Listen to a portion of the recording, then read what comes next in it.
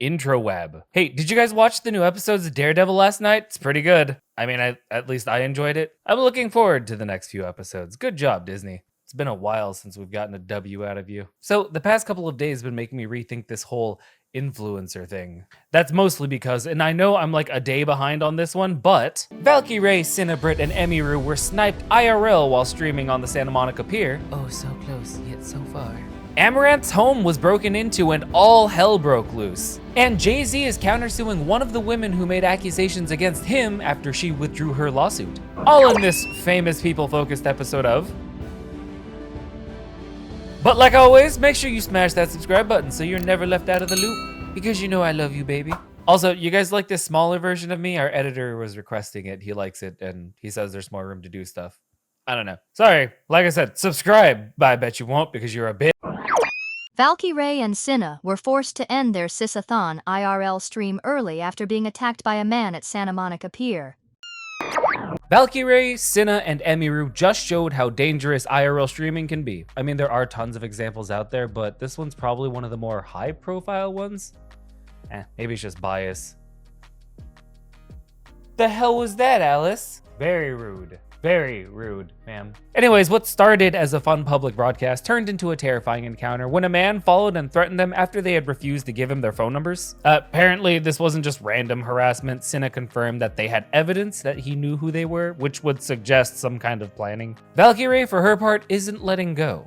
Love this woman. She's putting resources into tracking him down, making it clear that she won't be brushing these kinds of incidences aside. The fact that his face was captured on stream gives them a lead, but whether authorities will act on it is another question. The situation has also reignited discussions about streamer security. Now, some big creators like XQC and Kai Cenat already hire protection for public events, but that's not something every streamer can afford or really should even expect to need. But the reality is, as IRL streaming grows, so do the risks. Right now, I'd say there's still a gap between how online harassment is viewed and like the real world danger it can create. If authorities step it up in this case, maybe we'll see a push for better protections all around. Like I said, it is a relatively high profile case. Oh, but maybe not as high profile as like when Sniper Wolf went to Jack's house. I don't know, but it makes you wonder how far do things have to go for real action to be taken.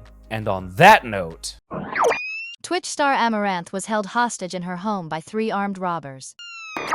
Okay, so this attack on Amouranth is shocking, but not entirely surprising. Like I just said, high-profile influencers, especially those who publicly share their value, are becoming increasingly vulnerable to targeted crimes. In Amouranth's case, it's hard to ignore the possibility that her past social media posts about her 20 million may have made her a target here. While flexing wealth isn't an invitation for crime, it does put a spotlight on just how risky oversharing can be. Now, I can applaud how she turned the tables on her attacker. Despite the ambush, beating, and being held at, pew-pew point, she managed to outmaneuver the robbers. First by sending an SOS on X, I believe it's this one here, and then by leading them into a trap. I do have to question why her first move was to post about it. Like, if you had your phone, why not call for help first? And the fact that she and her husband were armed likely saved their lives. I believe she said she pew-pewed one of them back, but I'm not gonna put that tweet because I don't know how that's gonna work with TOS. Now, obviously, this incident shares that concern of online security. Influencers can be seen as accessible and trackable, especially when they share personal details in real time. Stalking and now violent home invasions are becoming a terrifyingly common thing for high-profile streamers. This won't be the last case of its kind, and as much as I hate this phrase, it is a stark reminder that digital fame comes with real-world risks. As for the investigation, they do now have a blood trail and security footage to work with. If they catch these suspects, it could deter future crimes like this. That was a whole lot of sarcasm right there,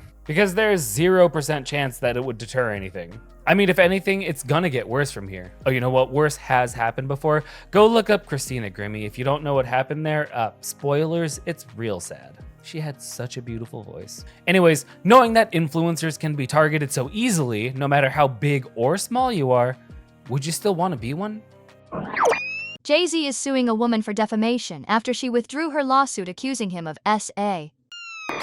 Jay-Z's defamation lawsuit is a major counterattack in a case that originally tied him to the growing legal firestorm that is the Diddler. The accusations were explosive, but he's now claiming that they were part of a deliberate scheme to extort money and damage his reputation. If the claims hold up in court, this could be a damning indictment of not just the woman who accused him, but also her legal team. The The involvement of attorney Tony Busby is notable. He's been at the center of multiple high-profile cases, especially against the baby oil bandit, who's facing allegations of...